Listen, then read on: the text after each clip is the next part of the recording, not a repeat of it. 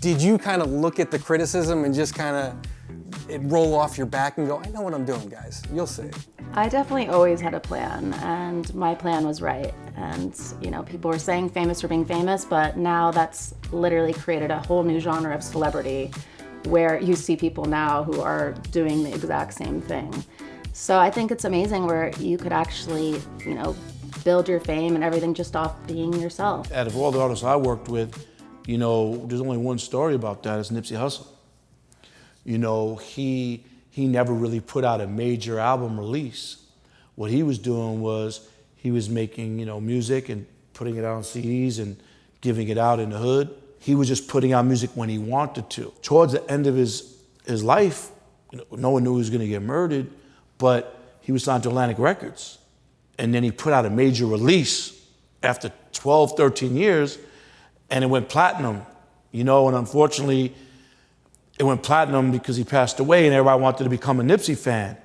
And then he won a Grammy, and then he's getting a Hollywood Walk of Fame, but why didn't we do this when he was alive? But that's a perfect example of someone who said, I'm not chasing radio, I'm not chasing fans, I'm not chasing a platinum record. Everybody wants a platinum record tomorrow, they want a radio record tomorrow, they want a Grammy tomorrow. And that's just the perfect example in a story of someone that, wanted it the right way. And if he was still alive, sky was the limit. What advice would you give to your 18-year-old self? The weird feeling that you can't quite pinpoint why it's telling you to do certain things, do those things. What's Mike like? Is he a trash talker always? Who? Jordan. Oh, yeah. I mean, I've heard stories of him gambling on the golf course and just talking. He loves to talk. He's Michael Jordan, right? If anybody can talk it, he can talk it, right? 100%. But him and I have some great times. He is about as class act as you get and just loves to have a good time, but he loves to compete. Yeah. Loves to compete. I don't care if you're playing him for $1. Yep. I don't care if you're playing him for $1 million. Yep. He is going to play you just as hard. She kept a job that she was getting paid for, and I quit my job to focus on Viper. And so we would kind of live off of money that she made from her job. And really, That's a partnership. We shared everything, from groceries to, we did everything together. There was never a time where it was mine or yours, which is pretty crazy, yeah. I have been down those paths of creating presentations of who our customer is and pretending that Allie is our customer and she's 23 and she loves to go out with her friends on Saturday nights, and I'm I don't give a I'm so He loves chai lattes. It doesn't help me. I don't know what she wants still. I don't. Okay, she gets matcha lattes on the weekends after yoga. Okay, I don't know what she does after this. Yeah, what am I supposed to make her? When I grew up, we were selling shoes on the street. In this front porch, he would set up a table in a U shape, and we would bring out almost 300 pairs of shoes from inside the house, bring them out every single day, then take them back in. So really, my godfather taught me how to hustle. Okay. My godfather taught me how to hustle, man, and he really was on it. I never seen nobody hustle like that. He went from having a shoe store in the front of his house to having his own spot. Oh, really? Exactly, 100%, man. So it was those things that kind of opened my mind, and although I didn't know where I could take it, it was man, I'm just gonna do what I can with it, And it's just so happened, modeling fell in my lap, man. It was just that thing. If you had to make $1 million in 1 year and you started from zero today, what would you do?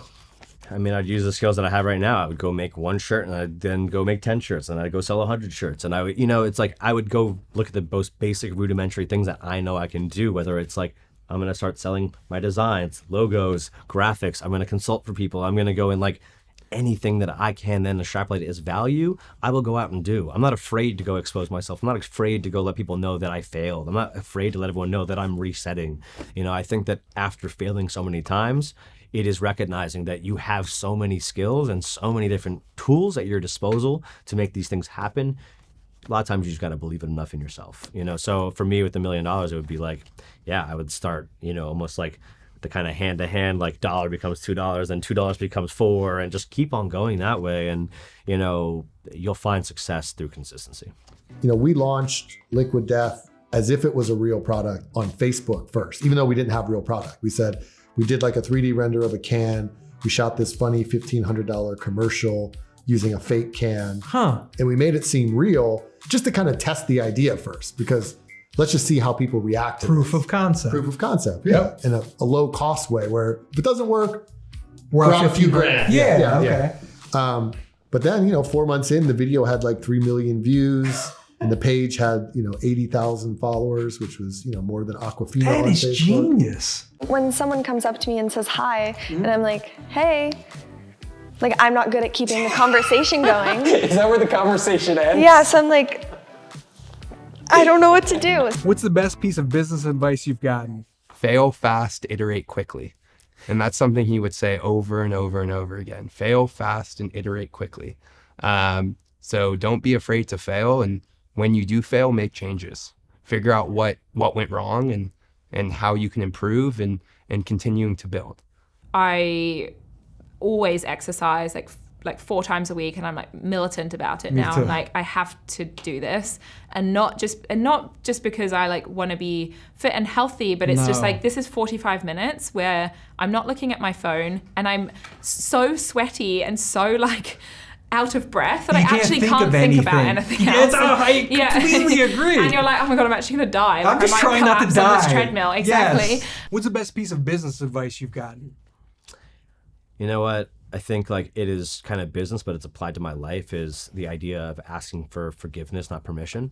I think that a lot of times like no one's going to pay attention to you unless you go and make them pay attention to you, and I think a lot of times it's the being willing to put yourself out there, take that risk, and being unafraid to fail. I think it's knowing when to ask questions and, making sure that you reach out to people, because a lot of people are so afraid to ask. People don't know when to, reach out to someone. And a lot of times people are willing to help you as long as you're not asking them to do something for them that is of direct value and time. What's the greatest advice in life that you've gotten? There was one quote that really, really stood out to me, and I believe it's from J.J. Watt. And it's, success isn't owned, it's leased, and rent is due every day. And that's something that really stuck with me up until this day. Even when you're having a tough day out there, put your head down and continue to grind, because, if you want to be successful in whatever you're doing, it really takes commitment, and it really takes consistency, as I said, persistence, and being not afraid to take risks.